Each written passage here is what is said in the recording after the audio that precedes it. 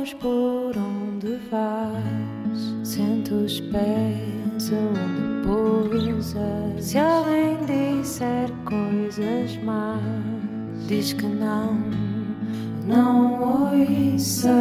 Vê a beleza das pequenas coisas, a beleza das pequenas coisas, a beleza das pequenas coisas, a beleza das pequenas coisas.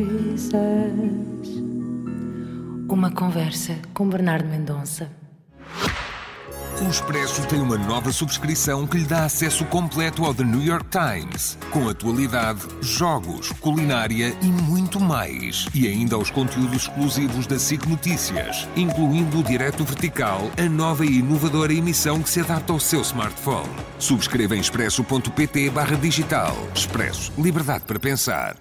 Olá, bem-vindos e bem-vindas à segunda parte da conversa com o filósofo, professor, ensaísta, curador, amador, no sentido de que ama muita gente e a arte. Paulo Pires do Val, depois no final da primeira parte termos ouvido um áudio surpresa do linguista e ex-ministro da Educação, João Costa. Então, Paulo, antes de mais, antes da resposta à pergunta, um comentário ao que ouviste.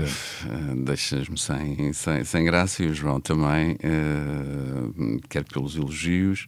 Tornaram-se amigos, entretanto, não é? Mas isso parece-me que é qualquer coisa de extraordinário e que vale a pena salientar. Muitas vezes nestes lugares em que estamos, e as relações de trabalho implicam certamente muitos encontros, mas nem por isso as pessoas se transformam todas em amigas, claro. umas das outras.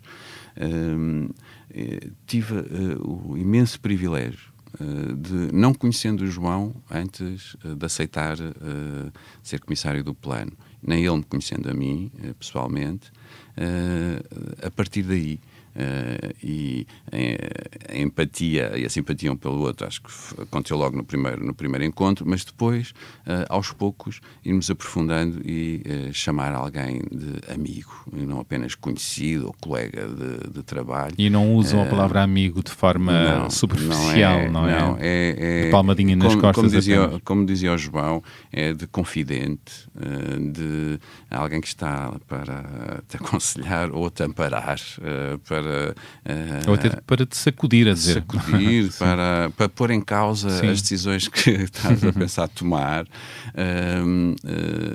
Tem sido uma imensa alegria, um imenso privilégio, e fico muito comovido por ouvir este áudio. O João diz uma coisa que eu acho muito valiosa, que diz que tu não és apenas o filósofo que se dedicou à estética, és alguém que pôs a filosofia ao serviço de uma sociedade melhor. Reveste nisto? Revejo, fico mais contente que outros o possam rever em mim do que ser eu a dizê-lo sobre mim. Fez-me lembrar, até por causa dessa minha outra vida, nas várias que tive,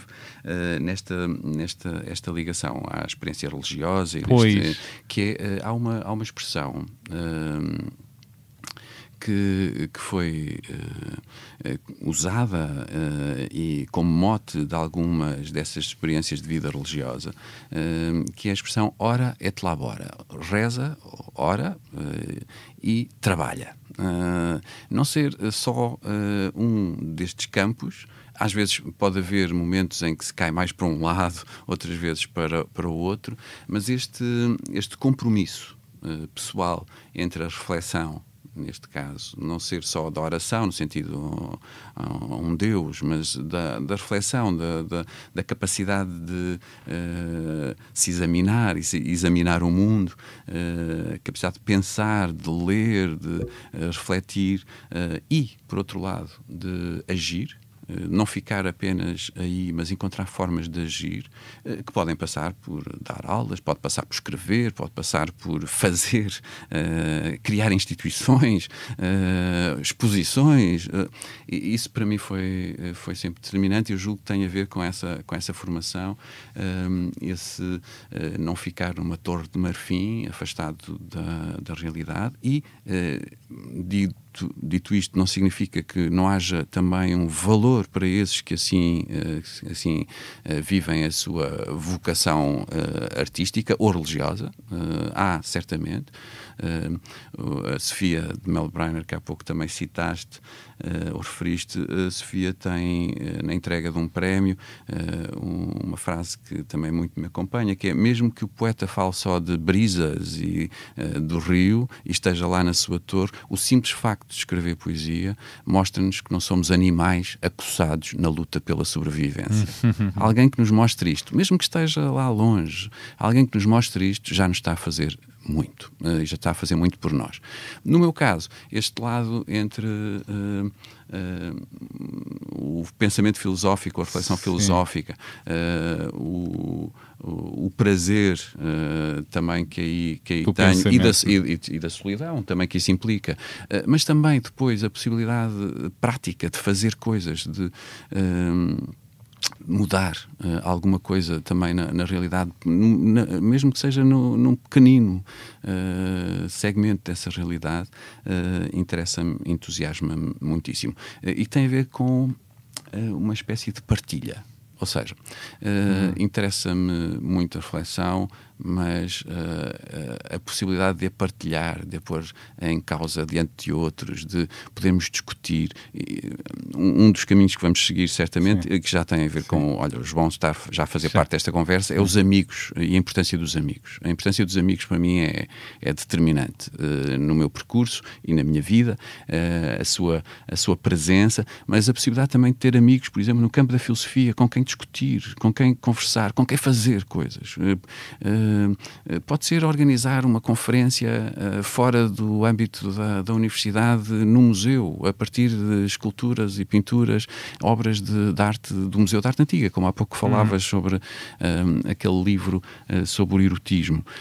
Juntarmos para isso, podemos pensar nisso e de repente as conferências aconteceram, pessoas foram às conferências, pessoas que nunca tinham entrado no Museu de Filosofia foram ao Museu de Arte Antiga, miúdos foram ao Museu de Arte Antiga por causa destas conferências, pessoas que se calhar vão mais vezes ao Museu de Arte Antiga, mas pela primeira vez ouviram uma reflexão filosófica daquela forma por causa destas conferências. E depois, agora, eles estarem nas livrarias e poderem chegar a outros que nós não sabemos,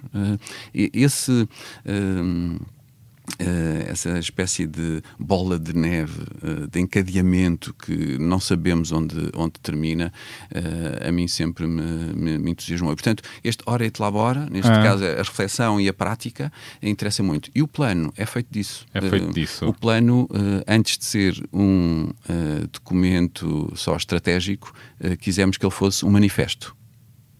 E, portanto, é um manifesto com as ideias muito claras do porquê que queremos fazer o que estamos a fazer e o porquê é fundamental. Julgo que, por vezes, um dos problemas das instituições é perderem o seu porquê. Pois, o propósito. Qual é o propósito? Porquê é que fazem o que fazem? Porquê é que estamos a fazer o que fazemos? E, portanto, antes do como, da materialidade, o porquê. E nesse sentido, por exemplo, nos primeiros 5 anos, esse manifesto ser acompanhado então depois de uma estratégia, e agora nestes 5 anos o plano foi pensado em 2019 até 2029, e para estes últimos 5 anos acrescentámos também um glossário em que explicitamos estas palavras que usamos e que às vezes são já lá vamos habituais. mais. Tu falaste-me da experiência da religião. Antes da resposta ao João, falaste da religião e da experiência de desejar ser padre. Já nessa altura havia aí essa vontade de melhorar o mundo que o João assinala em ti enquanto filósofo? Sim, julgo que foi um motor.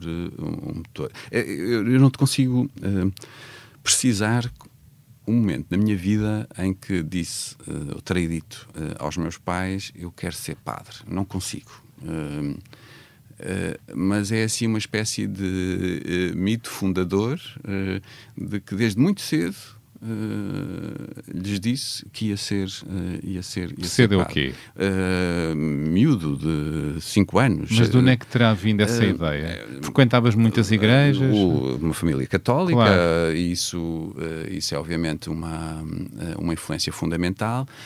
Eu tenho uma imagem, mas que lá está, pode ser mais parte do mito do que da realidade, aquela mistura entre ficção e autoficção e história verdadeira, mas tenho uma clara imagem do impacto que as cerimónias religiosas, o incenso, os paramentos, o dourado da igreja barroca, tudo aquilo, as imagens, eu sou muito marcada, a escultura também. Tudo muito teatral. É um teatro, teatro. E, aliás, é fácil perceber como esses rituais são profundamente performativos, Claro. não é? Ou seja, há uma performance. E sentiste que querias fazer parte daquilo? E claramente esse encanto, lá está a palavra que me parece determinante na experiência estética, e portanto a ligação entre experiência estética e experiência religiosa é muito mais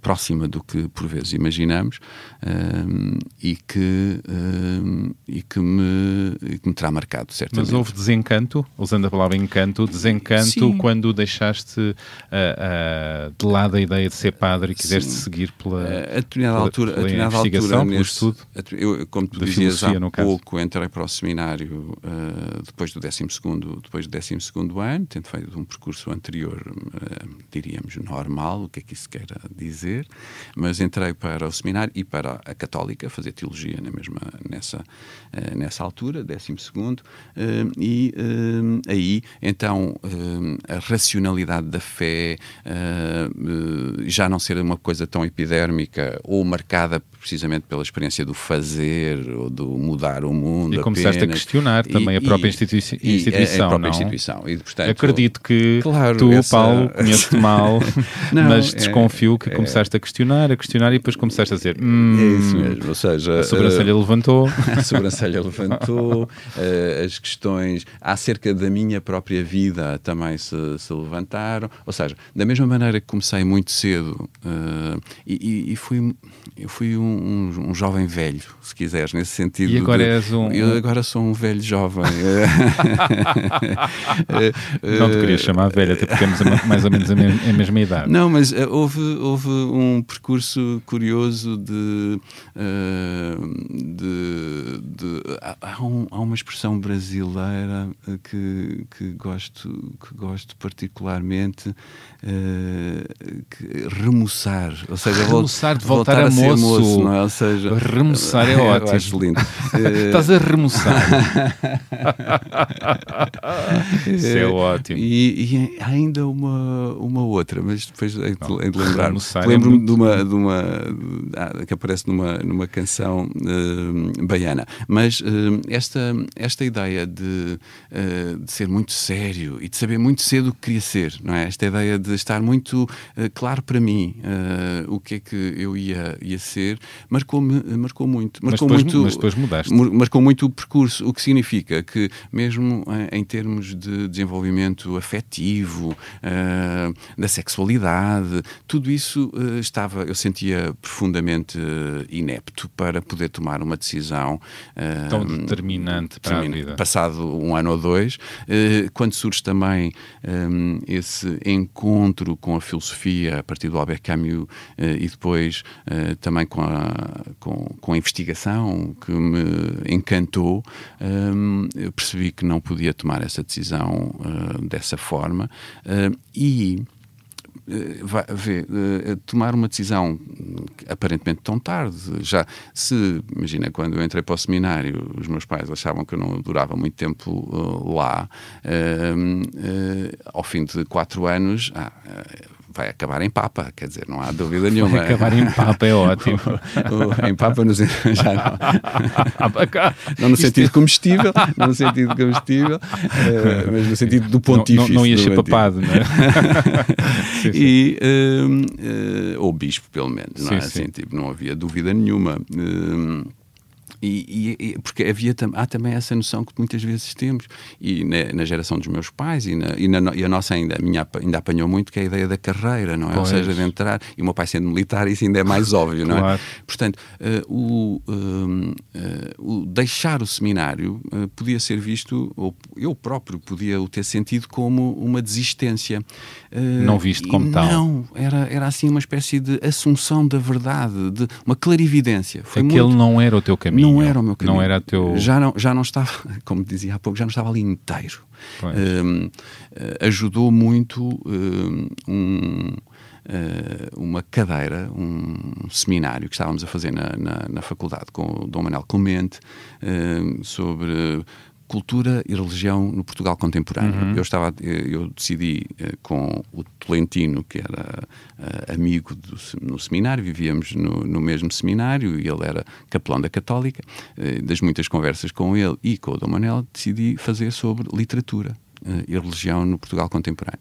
Isso obrigou-me, escolhi definimos três poetas em 3 etapas diferentes da contemporaneidade, mas implicou de repente passar o tempo na biblioteca e portanto, em vez de voltar para o seminário, ficava à tarde, depois das aulas de manhã na Católica, em vez de voltar para o seminário, ficava na Biblioteca da Católica, na Biblioteca Nacional, onde passava. Lá está a literatura a abrir rasgões no pensamento, não é? E de repente retirou-te desse destino.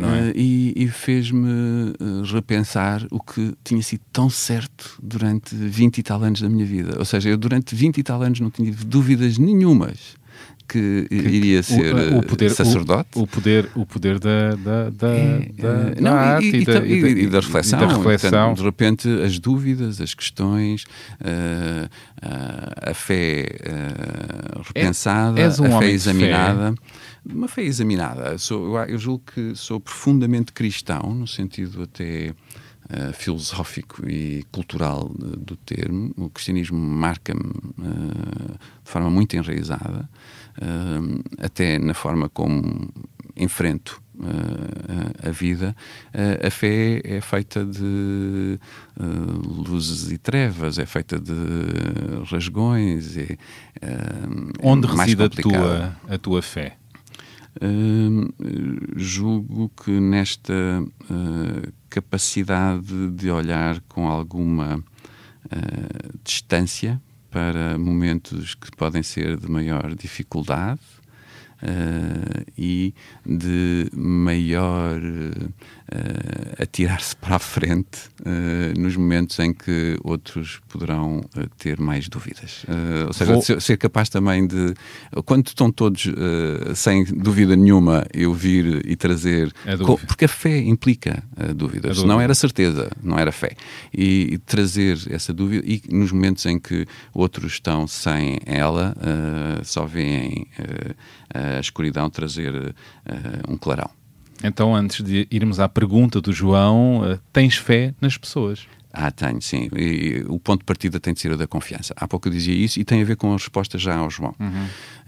Porque ele questiona isto, não é? Que caminhos, que saídas para este ódio, esta grande onda de ódio. E há pouco eu ia começando já a dar essa proposta, que é desconfiar tantas vezes daquilo que nos parece certo e que nos é dado como uma resposta correta e única às nossas inquietações.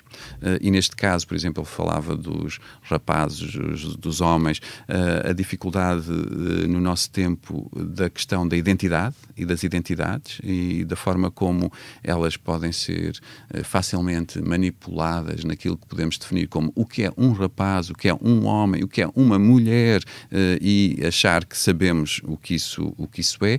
E quando se está à procura, porque é uma procura... E criar os estereótipos onde devem caber... Apanhas com alguém que te diz o que tu deves ser. Um homem é isto. Uma mulher ao lado de um homem deve ser isto. E de repente dizem-te uma vez, dizem-te 2 vezes, cresces no meio disto e muitas vezes acreditas, porque é mais fácil do que a ambiguidade ou mais fácil do que a incerteza. E na verdade a vida é incerta. Todas estas tentativas de identidades fortes não são mais do que mentiras a tentar rodear um vazio. O normal o normal é a diversidade. Claro, não, e cada Nós não somos todos iguais. E não somos sempre uma coisa. Não somos, nem nós, numa vida, somos sempre a mesma coisa. Nem gostamos sempre da mesma coisa, nem somos sempre o mesmo. Isso é determinante. O que não implica andar a saltar claro. de valores em valores. Não estamos a falar disso. E porque às vezes as pessoas confundem o que queremos dizer. Queremos dizer é que a construção da identidade, primeiro, é infinita, significa, é uma tarefa infinita. Eu gosto muito desta expressão de tarefa infinita, porque nos ajuda a compreender que era a cultura, que não é uma coisa já feita, e muitas vezes pensamos a cultura como qualquer coisa já terminada, da mesma maneira que a identidade de cada um é também qualquer coisa que está a fazer. E, portanto, receber de outros identidades fechadas, que é isso que acontece num autocrata, que diz, o país é isto. Os portugueses são assim. O voltar a ser great again, não é porque os americanos são assim. Não, há muitos portugueses diferentes. Ou o líder da extrema-direita português que anda a colocar cartazes escrevendo coisas como isto não é o Bangladesh. Sim, ou então outros apresentando como sendo três Salazares. É muito fácil, então, ser apanhado nestas redes. Imagina, se fazes uma pesquisa de o que é ser um macho, o que é ser homem, como é que se define um homem? Faz essa pesquisa, vão-te cair no teu feed imensas propostas, muitas vezes de homens que eu ponho em causa que o sejam, sem H. Homens sem H, com imensas propostas a dizer o que é que tu deves ser. Como é que deves tratar uma mulher? Como é que deves tratar outros? Como é que não podes aguentar à tua volta que outros não sejam iguais a ti? Não é? Portanto, esta tentativa de homogeneização, de criação de uma identidade forte é perigosíssima. É perigosíssima. Como é que lidamos como é que ajudamos a lidar com a incerteza? Como é que ajudamos a lidar com a construção de si que implica, lá está, a abertura de possibilidades que tantas vezes não sabíamos que tínhamos? É para mim muito mais difícil, é complexo, certamente, mas é o único caminho, e é certamente esse do respeito pelo outro, pela possibilidade do outro ser, deixá-lo ser, e nós próprios podermos ser aquilo que nem sabemos que podemos ser. O direito a ser, a arte tem aqui um papel, pode ter aqui um papel. Julgo que tem um papel aí fundamental. Do combate ao ódio, não é? Tem um papel fundamental. Quando falamos aqui dos rapazes, jovens rapazes, que são permeáveis a esta onda dos de rapazes, ódio, das raparigas nestas redes sociais. Se calhar é menos, mas, ou seja, podemos pensar na forma como os estudos todos é que apontam nós, mais os rapazes, mas abrange todo. Mas podemos pensar na forma como nós nos construímos, como há pouco dizia, essa identidade, e ela não está fechada, e ela não ser fechada. A ligação com a arte, muitas vezes pensamos as artes como, e tantas vezes, se calhar a educação foi por aí, pensar a arte só como expressão de si.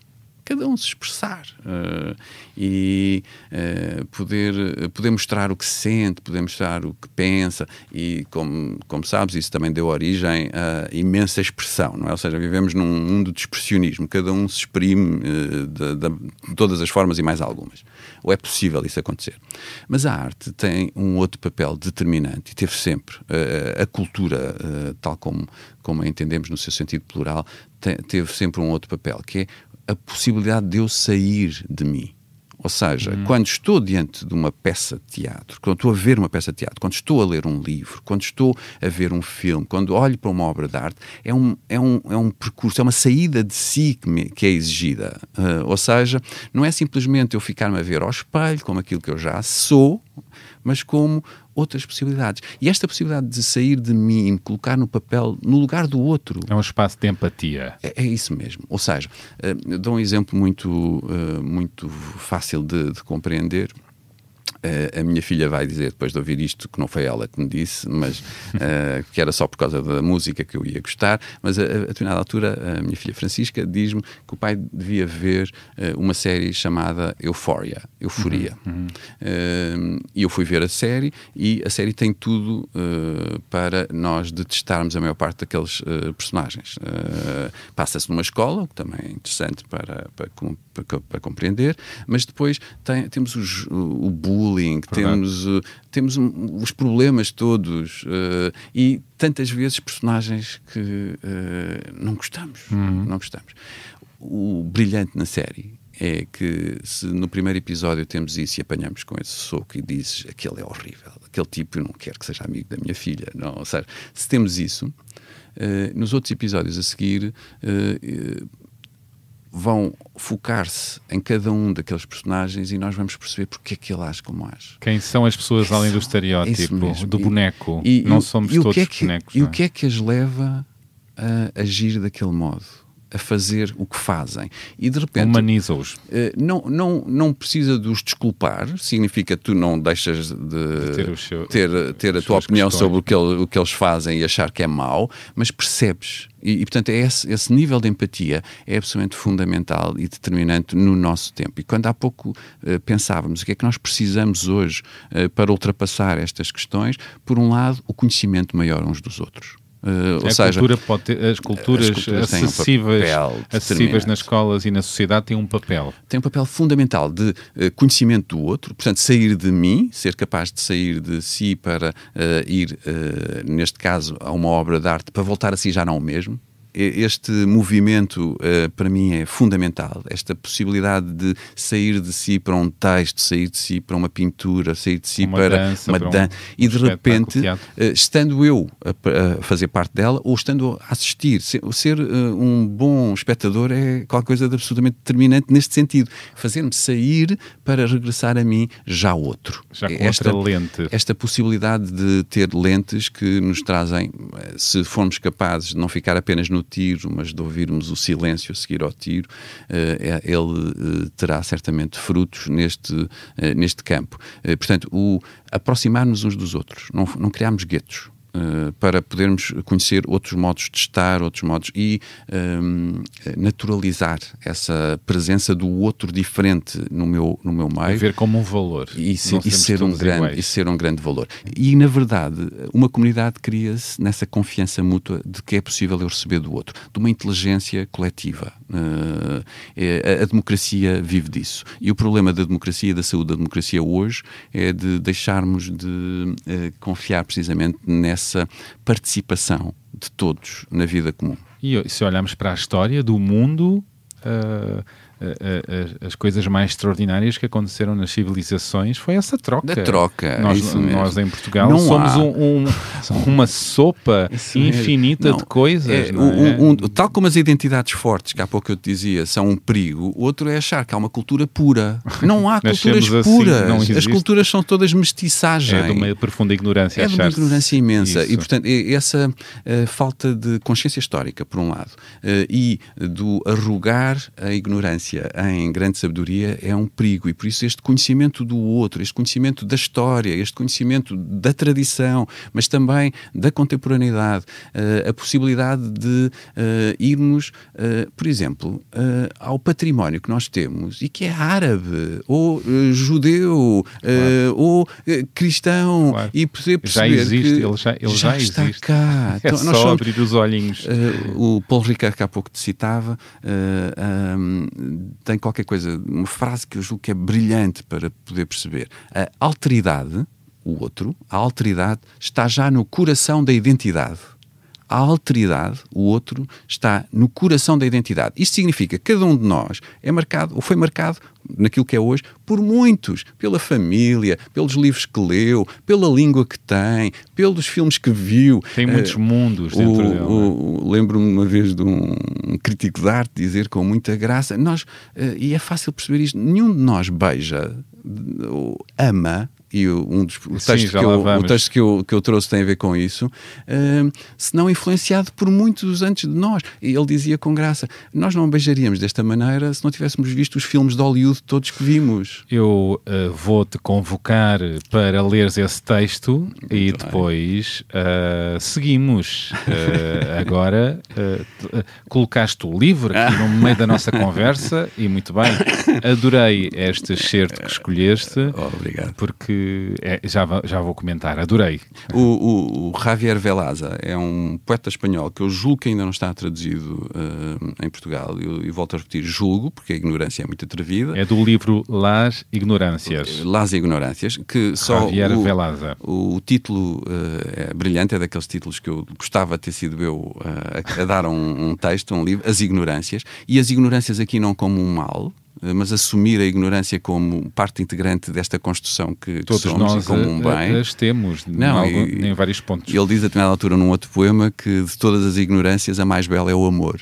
Porquê é que amas alguém? Não é? Ou seja, ignoras. Podes dar todas as razões do mundo, mas na verdade ignoras as verdadeiras razões. O que é que tens para ler dele? Javier Velaza. O livro é de 2025 e devo dizer que tem sido, ou foi, uma das leituras mais recentes que me emocionou e me marcou logo na primeira frase.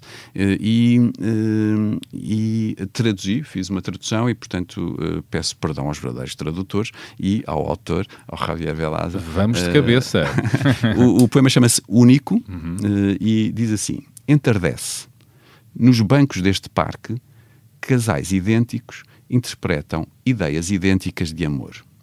Sentam-se frente a frente, imitando a posição que viram na sua série favorita, aquela que extraiu o realizador de um filme antigo, baseado num romance, de quem se inspirou num quadro romântico, pintado por alguém que tinha na sua memória um fresco de Pompeia, que plasmava o ideal erótico que Safo tinha aprendido nos versos que improvisou um Aedo de Míconos, baseando-se numa ânfora fenícia decorada por alguém que tinha estado muito tempo em Uruk e que sabia de memória um poema babilónico antiquíssimo, no qual dois amantes se sentam frente a frente, exatamente como agora aqui no parque estes casais.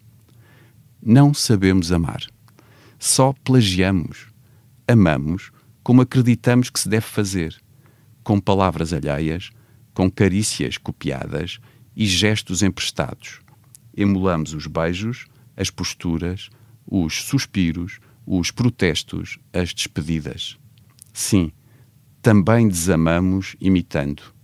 A nossa crueldade é também mimética. O esquecimento que sofremos é maneirista. Não deixes que te ensinem a amar. Desobedece ao vídeo. Que o teu abraço seja diferente de todos os outros. Inova em cada mimo. Cria inéditas ternuras. Reinventa a paixão. Sê original, inimitável, único. Que de ti tenham todos que dizer que não existiu o amor até que amaste. Que maravilha! Não é incrível? Não sabemos amar. Só plagiamos. Pois é, porque temos as referências, dos filmes, da literatura, das fotografias. E lá está, aquilo que eu há pouco dizia, o outro está já em nós, na nossa identidade, e portanto ela está muito marcada. E tantas vezes achamos que amar é isso, quando é esta procura do único, daquele encontro único, de ser inimitável, como ele diz. A forma de amar, não é? Talvez aquilo que mais gostasse de ter escrito na minha sepultura fosse esta última frase, que é absolutamente incrível, que todos tenham que dizer que não existiu amor até que amaste. Lindo. Que é o melhor de um artista, não é? Quando cunhou uma forma de amar. Uma forma de estar, uma forma de ser, uma forma de fazer. Nós tentamos muitas vezes por imitação. Por exemplo, já usei este poema para dizer aos coordenadores dos planos culturais de escola. Neste momento estamos a trabalhar com 600 agrupamentos de escolas. No início do ano tivemos uma reunião. Eu tinha lido este poema há pouco tempo, estava encantado e usei-o precisamente para pensar o que é que pode ser único em cada um. Ou seja, nós queremos que cada plano cultural de escola não ande a imitar outros. Não faz sentido, porque o território é diferente, as ligações são diferentes. Referência não é plágio. Não, tem que ser outra coisa. Há que reinventar. Nós aprendemos, obviamente, por imitação. Claro. Somos seres miméticos. Mas como é que podemos depois... A partir daí fazer outra coisa? A partir daí, desse lugar comum... É isso mesmo. Fazer algo... Cada um... E não construir, pôr em cima. E não ter medo disso. Não ter medo de pôr em cima. Não ter medo da diferença. Exato. Porque é um dos problemas... A diferença é rejeitada muitas vezes. Um dos problemas do ódio, que há pouco estavas a falar e que o João Costa referiu, é, de repente, no lugar onde estamos, não haver espaço para essa diferença. Porquê que a diferença mete medo? Porquê que eu tenho medo? É porque tantas vezes ela põe em causa a minha suposta identidade certa. Tira-nos do conforto, mas leva-nos, se calhar, para um lugar melhor. Eu acredito nisso. Ou seja, temos é que passar essa mensagem aos que ainda não acreditam. Significa que esse desconforto não é um mal em si, mas é a forma também de nós próprios termos até certezas sobre coisas que às vezes, se calhar, não temos e que julgamos ter. Ou então perceber que o outro tem todo o direito à sua diferença e diferenciação. E a fazer diferença. E é isso que este poema também o diz. Ou seja, em vez de multiplicarmos imitadores e sermos apenas uns imitadores, procurarmos sermos nós próprios. Isso é difícil, mas é também a única coisa que nos traz aqui. Ou seja... é um bom sentido da vida. Só devia ser esse. Porque, primeiro, é sublinhar que o amor é a coisa certamente mais importante e depois nos leva a fazer outras. O amor ao mundo, o amor aos outros, o amor aos amigos, o amor a alguém. E amemos sempre de forma única e diferente. E é isso que diz este texto, e dilo de uma forma tão bonita. E quando o li pela primeira vez, de repente, é isto. Caraças, é isto. É mesmo isto. Vou-te lançar agora um áudio e depois seguimos. Olá Paulo, aqui estou, Miguel Honrado, como teu convidado de surpresa. Conheço o Paulo desde o início da década de 2000, creio, e é alguém por quem tenho uma grande estima pessoal e uma grande admiração intelectual que resulta do conhecimento que possuo do seu percurso, não só como comissário do Plano Nacional das Artes, mas como um fascinante e desafiante curador de artes visuais. O Plano Nacional das Artes foi pensado por volta de 2017 entre o João Costa, secretário de Estado da Educação e depois ministro da mesma pasta, e eu próprio, à altura secretário de Estado da Cultura, como um instrumento estrutural e estruturante de políticas públicas no sentido de um trabalho conjunto entre o Ministério da Educação e o Ministério da Cultura, com o objetivo de elevar os níveis de contacto das comunidades educativas com o universo das artes e da cultura, envolvendo uma densa rede de parcerias institucionais. Com efeito, a criação do Plano Nacional das Artes corresponde a uma resposta política concreta a uma necessidade premente identificada, pelo menos desde os anos 90, de políticas transversais entre educação e cultura. A minha primeira pergunta é então no domínio do Plano Nacional das Artes. Um dos conceitos-chave do Plano Nacional das Artes, no seu novo ciclo estratégico de 24 a 29, concentra-se na palavra reequilibrar. Gostaria que explicasses a razão da escolha desta palavra rumo neste segundo ciclo de implementação do programa. A segunda pergunta relaciona-se com a tua participação como membro do Conselho Consultivo da Fundação do Centro Cultural de Belém. Perante o quadro social, económico e político em franca mudança a que assistimos atualmente em Portugal, como vês o papel do Centro Cultural de Belém nos próximos anos? Um grande abraço, Paulo.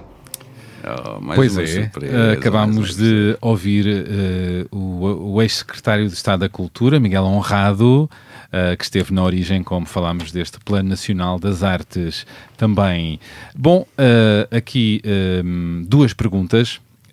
Uma delas ligadas a este conceito-chave do Plano Nacional das Artes no seu novo ciclo, que é a palavra reequilibrar. Que reequilíbrio é este? Deixa-me então, primeiro, agradecer muitíssimo. Obrigado, Miguel. Miguel, isso mesmo. E tenho o Miguel como um bom amigo. Conheci o Miguel, ele não foi o secretário de Estado que me convidou para... E não trabalhei com ele diretamente nessas funções. Ele tinha estado antes. Isso primeiro é um ponto interessante, até no que temos vindo a falar antes, que é, às vezes há momentos em que parece até um fracasso, ou parece que termina sem chegar onde desejamos e que não sabemos o que é que vai ser o futuro. E no caso, o plano que começou a ser pensado entre o Miguel e o João Costa foi metido na gaveta na altura em que o Miguel estava ainda como secretário de Estado e, nesse sentido, não avançou nessa altura, mas voltou mais tarde. E, portanto, já o Miguel não estava, portanto, as funções terminam, as pessoas passam, mas não foi desaproveitado. A semente germina. E, portanto, isso é muito interessante. Nós, tantas vezes, não vemos o fruto da nossa ação. Eu tenho claramente essa consciência em relação ao plano, isso também é importante. Gosto de pensar como, e desculpem, agora pode parecer mal e muito arrogante, mas como o arquiteto das catedrais. Um arquiteto de catedral não imaginava ver terminada a catedral, mas apontava para lá. Pois é, demoravam-se tantos anos. Pensar como arquiteto de catedral significa isso. Significa sermos capazes de olhar para lá da nossa própria vida e isso não ser um mal. Sermos capazes contribuir para algo, não? Um professor, é fácil perceber, um professor não vê tantas vezes os frutos do seu trabalho de forma imediata. É esse lado profético que eu há pouco também dizia. Serão outros a colher os frutos, mas serão colhidos. E, portanto, essa fé, se quiseres, na ação bem feita e programada, essa julgo que temos e com o Miguel também a partilho. Dito, então, vamos às perguntas.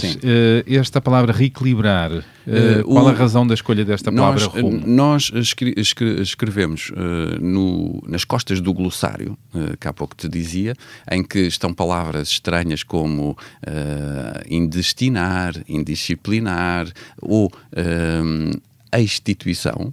Queremos transformar as instituições em instituições, no sentido de estarem em saída, em vez de estarem fechadas dentro delas. Portas abertas para fora. Portas abertas. Isto pode parecer muitas vezes só desequilíbrio. Ou seja, dizer muitas vezes, e às vezes apontam isso aos artistas, os artistas estão cá para desequilibrar, não é? Ou seja, para desinstalar, falámos também já sobre isso. Não, os artistas não têm apenas esse papel, têm um papel fundamental de reequilibrar. E então, há uma frase que fomos buscar ao Robert Bresson. O Bresson é um dos maiores realizadores da história do cinema e que num livro chamado O Cinematógrafo, tem reflexões sobre a montagem no cinema. E a determinada altura, uma das lições que dá sobre montagem é que é preciso desequilibrar para reequilibrar. Ou seja, o momento do desequilíbrio, há pouco falávamos disso em relação, por exemplo, à dificuldade que até os mais jovens podem ter na construção da sua identidade, ou então como um todo queremos as respostas certas, ou saber o que é a identidade nacional. Há momentos de desequilíbrio que são fundamentais para podermos voltar a reequilibrar as ideias que tínhamos antes. Para que tudo não fique sempre igual. Mas que também não fique no caos, não é? Claro. Ou seja, o caos é um momento fundamental para voltar a reequilibrar. Mas que o reequilíbrio já não seja voltar ao lugar anterior. Desarrumar para arrumar de forma diferente. O medo é voltarmos ao princípio, andarmos sempre para trás e acharmos que antes é que era, não é? Portanto, o desequilíbrio há de ser determinante e queremos muito que as artes tenham esse papel, até de escândalo, quando necessário, para podermos reequilibrar noções que tínhamos e que às vezes é necessário mudar. Segunda pergunta do Miguel, enquanto membro do Conselho Consultivo do CCB, perante o quadro social, económico e político em franca mudança a que se assiste, como é que fez o papel do CCB nos próximos anos? Há pouco disse uma das palavras que nós usamos também no plano como determinantes, neste caso para as instituições culturais, e é isso também que desejo para o CCB e é isso pelo qual luto dentro deste Conselho, aconselhando precisamente a administração a que o possa fazer, que é este de ser uma instituição em saída, ou seja, em abertura. E estará no processo inverso.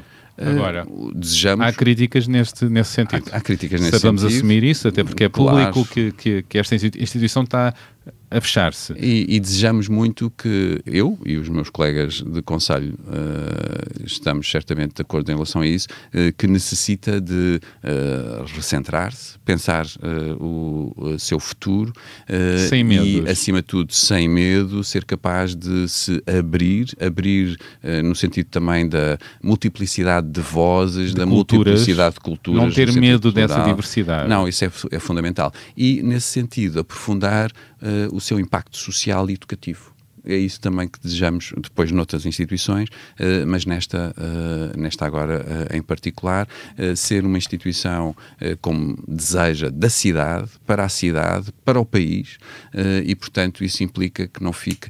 O CCB tem também essa característica que todos reconhecemos, que é uma espécie de forte, não é? Ou seja, se pensarmos bem, e lá está a questão do corpo, não é? A ligação do nosso corpo com o Centro Cultural de Belém, o primeiro impacto é da fortaleza, aquelas paredes em pedra, o não se perceber exatamente por onde é que são as entradas, de repente... isto não ser a marca do Centro Cultural de Belém. Não ser uma caixa forte e não fechada. ser a caixa fechada. E isso implica esta tal mudança de paradigma que queremos ajudar a administração a fazer. E importa fazer. Já agora não posso deixar de falar da polémica recente do aluguer da sala do CCB à extrema-direita europeia. Críticas apontam que isto compromete o seu programa cultural. Várias instituições, direções de órgãos culturais, a própria Associação de Artistas Visuais em Portugal considerou que o Conselho de Administração do CCB comprometeu toda a programação cultural por ter alugado uma sala a uma fundação de partidos de extrema-direita europeia. Eu sou cauteloso nas declarações. Eu julgo que um dos princípios que temos estado a falar desde o início é a capacidade de nos relacionarmos com a diferença.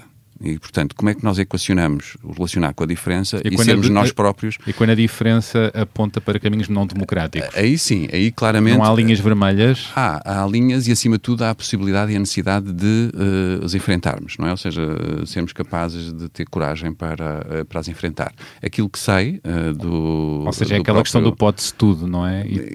Não, se pode ser tolerante com a intolerância, não é? A célebre pergunta... Se abre espaço a tudo, não é? Mas, por um lado, como é que nós conseguimos, não havendo esse discurso de ódio e de castração da diferença, como é que nós conseguimos lidar com os que pensam de maneira diferente? Essa era a minha primeira parte. A segunda parte tem a ver com a pergunta que fiz e a explicação que também me foi dada, de não saber, na altura que foi alugada a sala, exatamente quem é que era esta fundação e, portanto, não se ter essa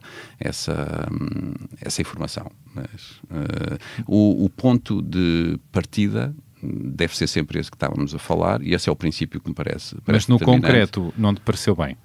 No concreto tenho todas as dúvidas e julgo que são legítimas se devia ter sido alugada essa sala. Volto a repetir, a explicação que foi dada é que não havia conhecimento sobre esta fundação em particular e, acima de tudo, julgo que é fundamental nós também não ficarmos só a falar para dentro. Há aqui um equilíbrio que é determinante e que é difícil, muito difícil, entre não ficarmos a deixar os outros todos de fora e ficarmos só entre nós, os que concordam connosco, mas saber como é que conseguimos trazer, sem cair nesse erro que é perigoso de tolerar a intolerância. É isso. E agora, depois do teu tiro, ouçamos o silêncio. Vamos dar música à nossa conversa. Que músicas é que trouxeste para ouvirmos? Trouxe várias, não sei o que é que vamos poder ouvir, o que é que temos tempo três músicas para ouvir. Ótimo. Então.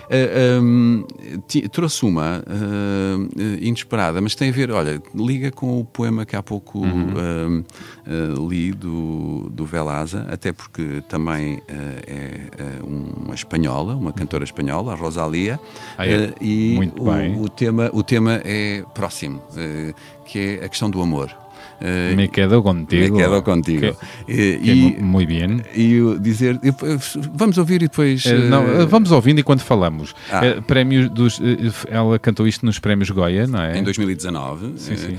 E há um aspecto absolutamente extraordinário, que é a adaptação que é feita de uma rumba anterior, dos anos 70, e transformá-la numa composição mística. A Rosalia, a produção convida um professor, um compositor especialista precisamente em canto coral e música sacra, para fazer a adaptação de uma rumba cantada pelos Los Chunguitos nos anos 70, e vale a pena ouvirem esta versão e depois comparar com o original, porque, por um lado, tem a ver com essa questão de como é que pegamos na tradição e a transformamos.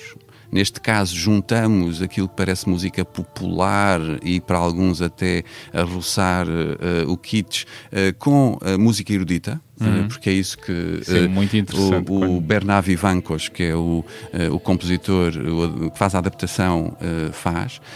E depois, porque o texto, eu acho que é belíssimo na sua simplicidade, mas ao mesmo tempo é de uma crueza muito grande, que é uma espécie de... A única forma de amar é esta, que é entre a glória e a riqueza, eu prefiro-te a ti.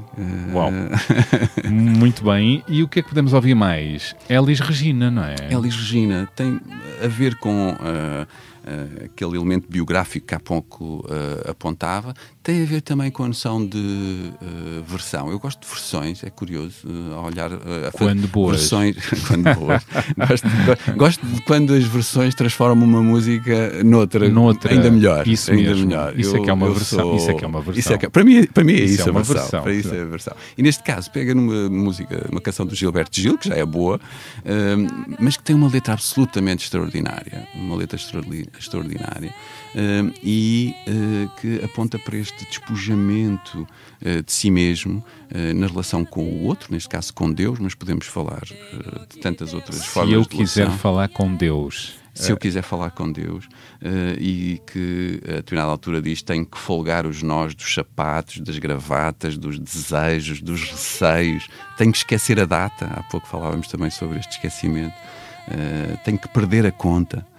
Tenho que ter as mãos vazias, ter a alma e o corpo nus. E, portanto, esta ligação... Também gostaria de ter escrito isto. Não é incrível? Não, o Gilberto Gil estava em dia muito inspirado.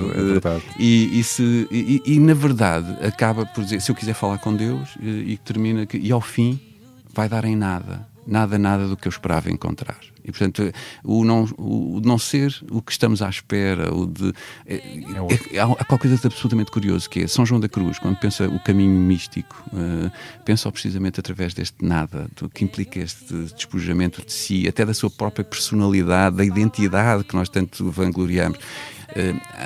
Os grandes artistas apontam sempre para esse quase esquecimento de si para fazer as grandes obras. Para chegarem a outros dizem que não foram eles que a fizeram. Há um que eu gosto particularmente, uma história que o John Cage conta a um colega pintor. O John Cage diz, quando começas a trabalhar no ateliê, estão lá todos. Estão as influências, os artistas que tu gostas, quem não gosta, os fantasmas, estão lá todos. Sim. À medida que continuas a trabalhar, eles vão saindo um a um. E se tiver sorte, até tu sais. Uau. E aí aparece a obra. Aí então a obra pode surgir. Ser capaz deste despojamento não é apenas nesta ligação com o divino, porque tantas vezes a ligação com o divino passa por uma espécie só de eco de si mesmo. Lá está, uma espécie de olhar para o espelho e pensar no divino à medida do humano. Da mesma maneira que tantas vezes ao olhar para uma obra eu só vejo a mim, e portanto não mais do que eu. Um espelho de mim, e quando os grandes encontros acontecem, és capaz de ultrapassar. Aí chega-se ao divino, quem sabe? Ou, por exemplo, na relação com o outro, quando na relação com o outro tu não és apenas tu próprio e passas a ser outro, não é? Os grandes encontros permitem isso. Os grandes encontros permitem... Os grandes amores permitem essa transformação de si. E mais? Tens mais uma música, Os Quais? Tinha uma música que apontava precisamente para a importância dos amigos nas nossas vidas. vidas e na minha vida em particular. Caído no ringue. Caído no ringue já mostra qualquer coisa que me interessa desde a primeira música e o grande Jeff Buckley, que é a ideia da fragilidade. Há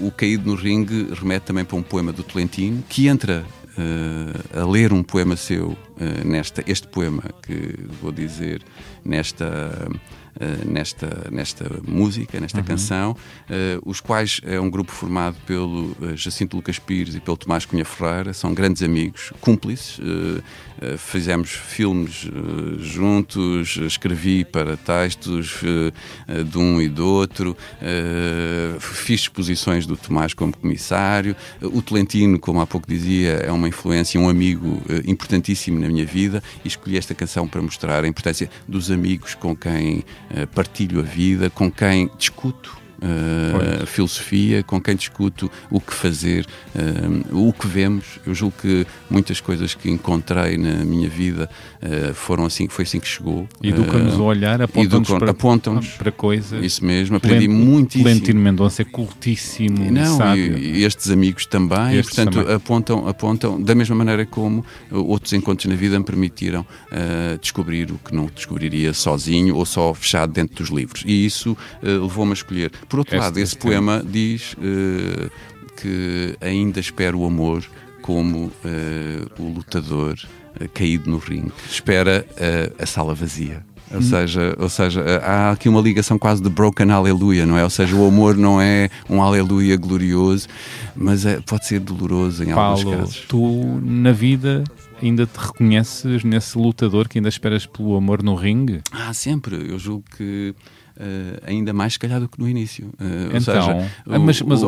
A tendência da vida estereotipada, mas não distante da verdade, da realidade de muita gente, é que ao longo da vida, com as feridas, com os desamores, com as desilusões, com os cansaços e os seus horrores, ficamos mais cínicos, menos permeáveis, com menos tempo para os amores, não é? Olha, para nos espantarmos com o amor. Como é que é contigo? Como é que está a ser contigo? Aquilo que me aconteceu... Tu viveste uma história de amor de 20 anos. Fortíssima, com a Marta Vengróvios, tivemos a maravilhosa filha Francisca, e com quem aprendemos tanto e vivemos tanto, e de quem nos orgulhamos tanto. Aprendi muitíssimo com a Marta, vivemos muito intensamente essa experiência amorosa, e julgo que somos muito devedores dessa presença da vida um do outro. Mas, dizendo isto, significa que uma aprendizagem recente, até com essa experiência e com a separação da Marta, o de perceber que não é um fim. A ideia do fim de um amor...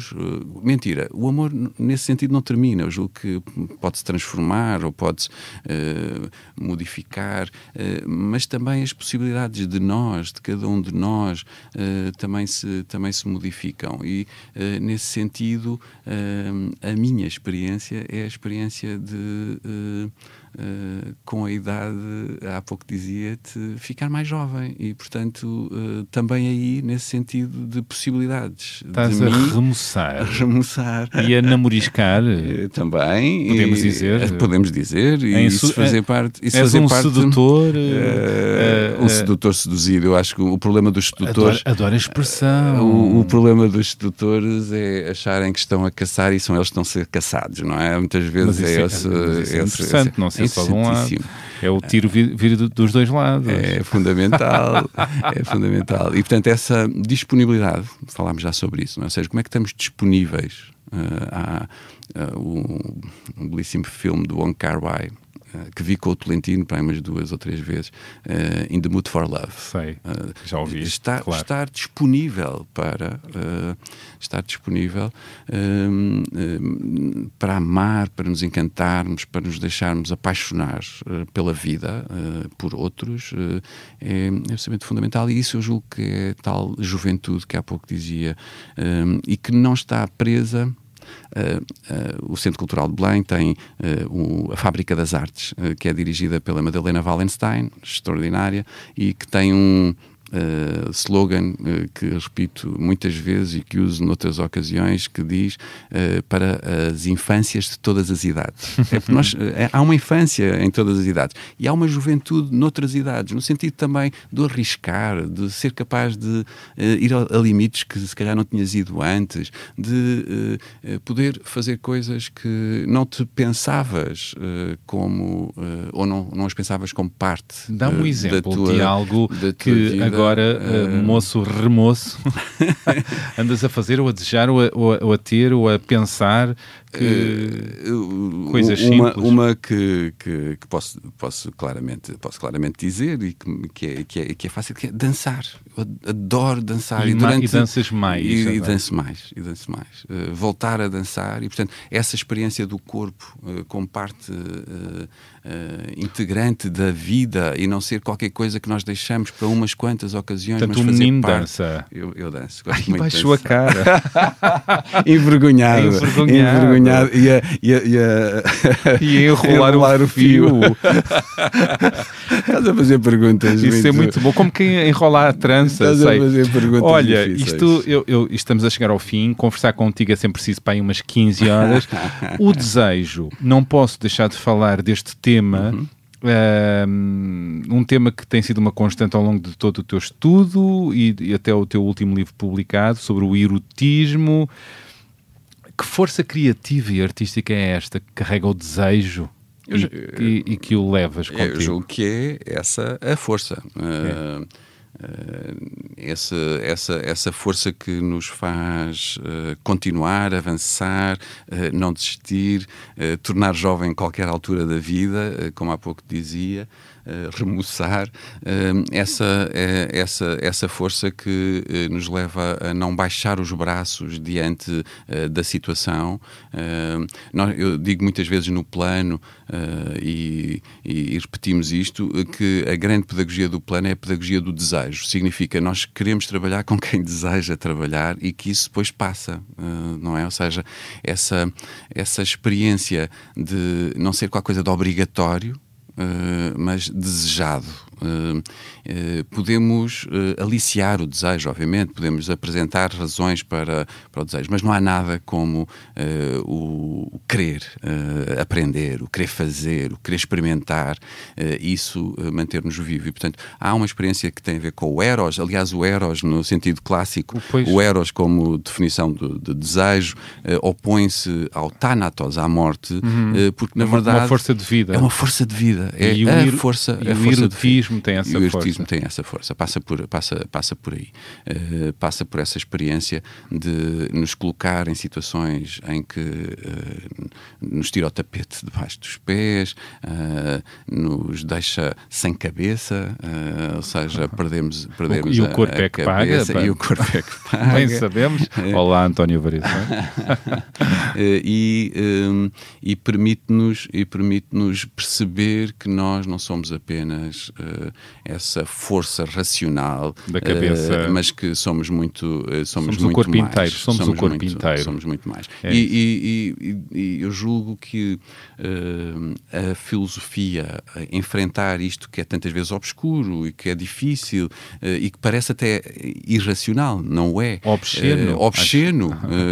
Porque também nesta cápsula de noite que é a relação com o outro e do desejo, nos permitimos a coisas que não permitimos na vida habitual, que deixamos o outro fazer ou que fazemos a outro e que nos coloca fora da polis, da cidade, da moral, dos costumes, da pose. Tudo isso nos pode pôr em causa. Não é? Ou seja, tudo isso nos pode pôr em causa. Mas como também muitas destas canções e estes textos que fomos aqui conversando nos mostram, é que aquilo que o amor também é capaz é de uma força avassaladora, e o desejo não se vive apenas na experiência amorosa, isso é fundamental também dizer, claro. Porque tantas vezes pensamos o desejo só dentro da experiência amorosa, mas ele está para lá dela. dizer que há qualquer coisa de totalitário nele, não é? Ou seja, de parecer não poder ser de outro modo. Há esta experiência de que dizer a alguém, eu amo-te porque tens estas características ou aquelas, ou gosto muito quando fazes isto. Dizer a alguém isso é não perceber que não se ama assim. Na verdade, isso pode ser um exercício, mas na verdade eu acho que a única coisa que alguém que é amado quer ouvir é que eu amo-te porque não há outra forma de viver senão amando-te, não é? Ou seja, não há outra possibilidade. A única possibilidade é esta. Há qualquer coisa de totalitário. E aí percebo o totalitarismo. Noutros campos, não. Não há uma razão concreta. Só pode ser assim. Só podia ser assim. E por isso é que aquelas razões nesta canção que apontei e trouxe, que a Rosalía faz qualquer coisa de absolutamente extraordinário com este coro e esta adaptação. Aquilo que ela diz é: se eu tenho que eleger, se eu tenho que escolher entre ti e a riqueza, entre ti e a glória, ai amor, eu fico contigo. Isso é irracional, é completamente irracional, não pode ser de outra forma, mas é assim que também as grandes histórias de amor se constituem, por isso tem qualquer coisa de próximo da loucura, mas também, como os gregos perceberam, sem a loucura somos muito pouco, não é? Ou seja, sem essa capacidade de nos deixarmos entusiasmar. A palavra entusiasmo tinha a ver com ser quase tomado por um Deus. Gosto disso. Enteos, aliás, entusiasmo tem teos lá dentro. É parente do espanto, não é? E tem uma proximidade com esse espanto, que é o princípio da filosofia, que é o princípio da arte, e que, acredito, é isso que está ligado ao desejo. Ou seja, há uma ligação entre o desejo e a filosofia. Só se deseja aquilo que não se tem. Não é? Primeiro. Pois, mas isso é muito tóxico porque, na parte do amor, né? Já tenho, já não desejo. Isso é um problema, não é? Ou seja, quando fica... quando fica... Apanhei o pau. Não, na verdade, quando pensas que tens, então aí está o problema. Eu também acho. É porque nunca tens. Nunca tens. Na verdade, a questão é achares que tens. Mas isso é outra coisa, não é? Que lá está a percepção. Tu pensares que tens, exato. Não tens. Não tens a posse. Não tens a posse de ninguém. E, aliás, a coisa bonita na vida é também poderes descobrir no outro, tal como descobres em ti, coisas novas. É verdade. Continuamente. Quais são as tuas grandes inquietações, novas inquietações ou fantasmas de hoje? Olha, este que tem-nos atravessado aqui à frente durante a conversa é um deles, que é este tema do medo. Tem-me preocupado. Que medo é esse que tens agora? Não o meu medo em particular, mas a forma como estamos a viver o medo no nosso tempo. E, portanto, tenho lido, olha, um dos livros que te trouxe era precisamente uma filosofia... Que livro é que é? É de Bernard Castanhi Prado, chama-se Uma Filosofia do Medo, é castelhana, em castelhano, mas que não está traduzido. Julgo que ainda não está traduzido, mas podemos depois confirmar, mas que comprei porque o tema da Bienal do Plano Cultural das Artes deste ano, escolhido pela Marta Bernardes, a curadora que nós convidámos para pensar esta Bienal, uma Bienal que é muito curiosa, e é preciso dizê-lo, que é uma Bienal de obras pensadas para a infância e para a juventude, e, portanto, valorizar os artistas, as instituições que programam, que produzem para a infância e para a juventude, uma Bienal pensada em todo o território, que é outra coisa também singular. Não há nenhuma Bienal do mundo que tenha estas características para a infância e para a juventude em todas as áreas artísticas e que exista em todo o território. E a Marta escolheu como tema precisamente enfrentarmos o medo. Ela sentiu que os miúdos com quem tenha estado a trabalhar, com quem tem acompanhado mais de perto e em várias situações, sentem esse medo. O medo é qualquer coisa que está presente. O medo do futuro, o medo relacionado com a ecologia, o medo relacionado com o que vai ser a vida, eles próprios, na sua própria vida, mas depois os medos dos outros, o medo do diferente, do desconhecido, do migrante, do imigrante. Portanto, esses medos socialmente estão a ser tantas vezes manipulados, como falávamos, com as notícias falsas, as imagens falsas, estão a ser usados para nos manipularem. E como resistir a esse medo? Uma das questões que quer a Bienal, quer as propostas que fazemos é agindo. A ação é uma forma de reagir ao medo. O medo, aquilo que faz é deixar-nos preocupados e fechados. Pelo contrário, aquilo que devemos fazer como reação ao medo é agir e não nos fecharmos e bloquearmos, porque o medo pode bloquear. A segunda coisa é examinar o medo. Há pouco eu falava disso em relação a outras questões. Temos que nos examinar. Porquê é que temos medo? É porque muitas vezes os medos são profundamente irracionais, primários, e se formos olhar para eles com algum cuidado, percebemos que estamos a ser manipulados. Tem a ver com aquela questão do exame que falávamos da vida. E, portanto, isso implica não apenas eu ter medo e deixar-me no medo, mas ser capaz de examinar que medo é este, porque é que eu sinto este medo. E muitas vezes são ilusões sobre e o os medo, outros. então, podemos perceber... São sombras criadas. É apenas uma sombra, e uma péssima sombra, que não permite depois viver com outros e encontrarmos modo de relação. Obrigado. Estamos a chegar ao final, Paulo. Não sei se tens mais alguma sugestão cultural, rapidinha. Tinha pediste-me, tinha uma sugestão, que era uma exposição, precisamente no Centro Cultural de Belém, uma exposição singular, chamada Avenida 211. A Avenida 211 é um edifício na Avenida da Liberdade que durante cerca de 10 anos, entre 2006 e 2013, não quero estar a enganar, eu julgo que tenha assinalado alguns essas datas, mas naquele período, antes da queda do BES, nesse período, um edifício que estava abandonado, devoluto, neste caso, foi ocupado por artistas, por umas dezenas de artistas que ficaram ali no meio da Avenida da Liberdade, num edifício belíssimo, tiveram ali os seus ateliês durante esse período, entre 2006 e 2014. A Marta Crawford comentou isso, que viu no CCB. E devo dizer que há uma energia. Eu fui à inauguração, para mim às vezes as inaugurações são penosas, não vou esconder. É um frete, não vamos mentir. E naquele caso havia uma experiência de uma energia, de um regressar a uma experiência que foi boa, por aqueles muitos artistas que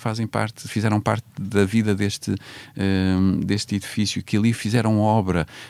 As obras desses artistas também estão expostas nesta exposição, e com possibilidade quase impossível de termos uma comunidade artística a trabalhar no meio da Avenida da Liberdade, num edifício que é assim uma utopia muito prática que aconteceu. Eu julgo que o Blota o artista teve um papel aí muito importante, mas também juntar artistas mais velhos, como o Pedro Moraes, com artistas mais novos, e como os Musa Paradisíaca, e estarem todos naquele lugar. E abre possibilidades para a frente de outras utopias concretizáveis. É isso mesmo. Eu gosto muito dessa ideia de uma utopia concreta, não é? Ou seja, contra o medo, as utopias concretas. Essa ideia de criar enclaves na realidade. Eu gosto dessa ideia que a utopia é um enclave. Até pode não se cumprir exatamente como nós desejávamos, mas há qualquer coisa que deixa e que ela fica. A sua existência, o simples facto de ter existido na Avenida da Liberdade, um edifício onde tantos artistas puderam trabalhar, e numa altura em que já começavam a subir as rendas, a questão da habitação em Lisboa já começava a ser um problema, ali poder criar... que é possível fazer diferente. É possível fazer diferente. Outro mundo é possível. É verdade. Eu acho que cheguei a ir uma vez a esse edifício. Lá se fizeram muitas exposições, faziam exposições, isso mesmo. Obrigado, Paulo. A vida tem sido boa para ti? A vida tem sido boa para mim. Eu dizia-te há pouco que sou dos felizardos, que tantas vezes dizem que só posso agradecer porque tenho o universo a conspirar em meu favor.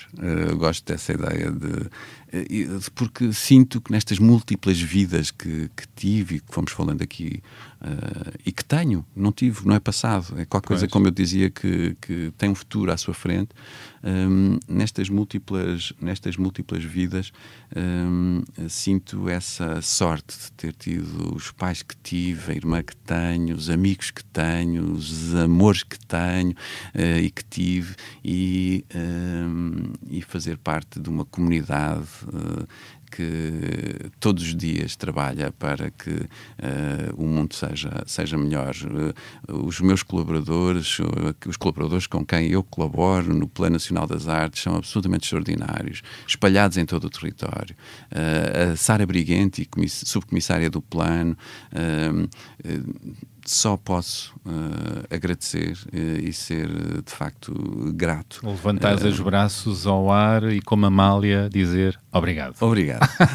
E obrigado a ti por o convite para estar aqui nesta Paulo. Conversa. Como sabes, este podcast chama-se A Beleza das Pequenas Coisas. A que pequenas coisas do dia-a-dia atribuis agora interesse, beleza e dedicas tempo e atenção? Pequenos grandes prazeres atuais. Esse do tempo para mim é determinante. Durante muito tempo na minha vida, a possibilidade de ir a um alfarrabista ou passar horas e horas em alfarrabistas. E agora esse do Chiado, a maioria deles fechou.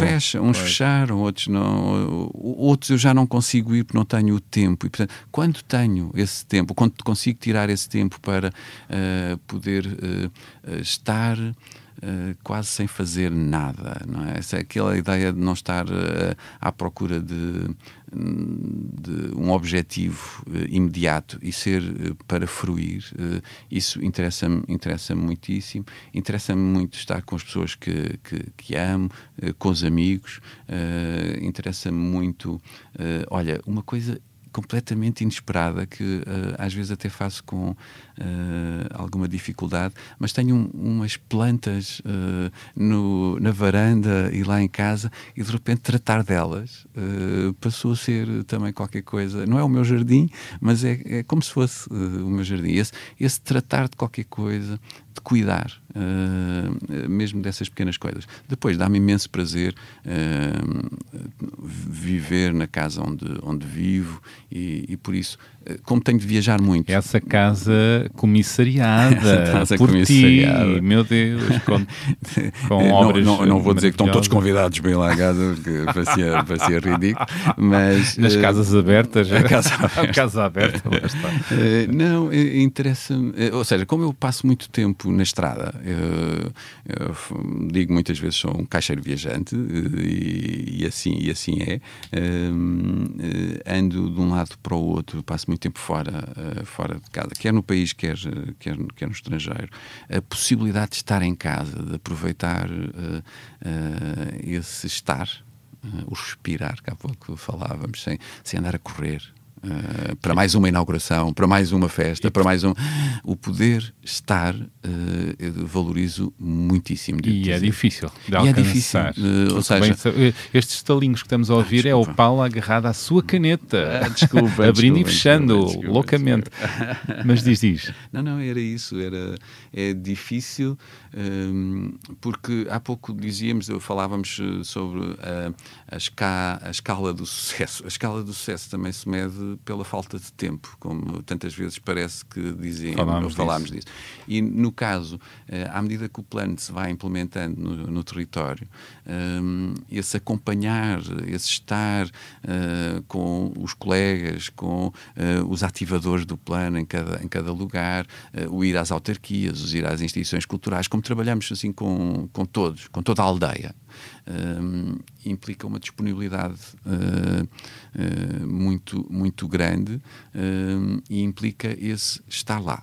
Não se pode. Isso aprendi com o João. Eu preciso também voltar atrás. O João Costa, durante todo o tempo que foi secretário de Estado e depois como ministro, mas então enquanto secretário de Estado, percorreu literalmente todo o território nacional, e para mim foi uma aprendizagem imensa. A única forma de fazermos um plano nacional é andarmos no território e territorializarmos esse plano.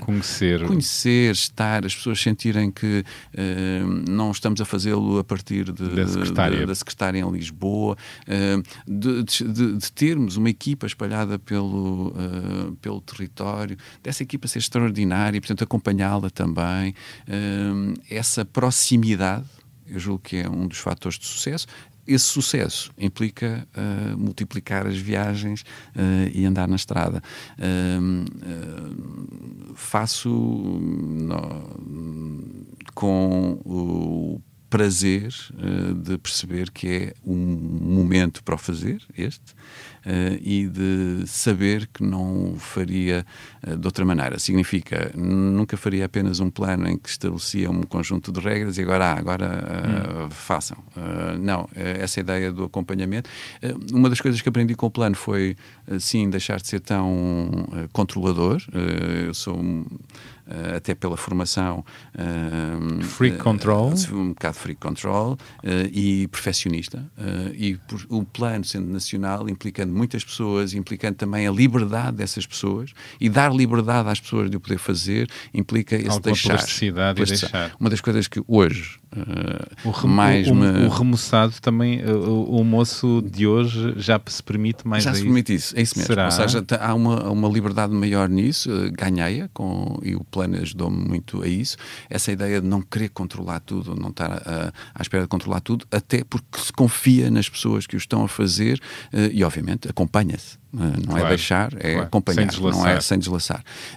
Aliás, julgo que é esse o trabalho mais importante que faço, que é ao lado da inspiração, não é? Ou seja, de apontar para onde vamos e de lembrar para onde é que vamos. O Saint-Exupéry diz a determinada altura num texto qualquer coisa como se queres empreender as grandes viagens de descoberta, não comeces por ensinar como é que se constrói um barco, mas alimentar esse desejo de partir. O desejo. Acabámos com a palavra, a tua palavra. Minha palavra. Desejo. Desejem muito. E obrigado, Paulo. E deem forma ao desejo. É que às vezes deseja-se muito, sim, mas não se dá uma forma ao desejo. Deem forma ao desejo. Olhem para esse horizonte onde ele está. Obrigado. E terminou assim este episódio com o Paulo Pires do Vale. Espero que tenham gostado, espero que tenha sido o vosso agrado. Dá vontade de falar mais 15 horas contigo. E sim, digam coisas, enviem críticas, sugestões, opiniões, partilhem o podcast com a malta boa que vos rodeia e também para as outras. Para todos. Podem encontrar-me nas redes sociais. Ou se calhar não gostaram, mandem para os que não gostam. Para os que não gostam, pois é, pode ser que algo mude, não é? É bom ter o vosso feedback. Como sabe, o genérico deste podcast é da autoria da Márcia, feito com a colaboração de Tomara. As fotografias foram da Matilde Fieschi, que deu tudo. A Matilde surgiram ali. Tenho a ideia que vêm aí boas fotos. Não sei se vai sair alguma coisa boa, mas a culpa não foi da Matilde. Se não sair bem, a culpa é toda minha. O objeto não tenho a ideia que o objeto é bastante fotogénico. A edição áudio é do João Ribeiro. E pronto, é tudo por agora. Volto para a semana com mais uma pessoa convidada. Até lá, tenham boas conversas, com empatia e com desejo. Muito. Paulo, como é que te despedes das pessoas? E agora, porque me lembraste, já por falaste do desejo, e agora no fim, depois se quiseres cortas, uma expressão que me interessa, vem do Brasil e que julgo que é também boa para nós: sem tesão não há solução. Meu Deus! Esta frase vai ser repartilhada. Pronto. Obrigado. Belo final. Obrigado.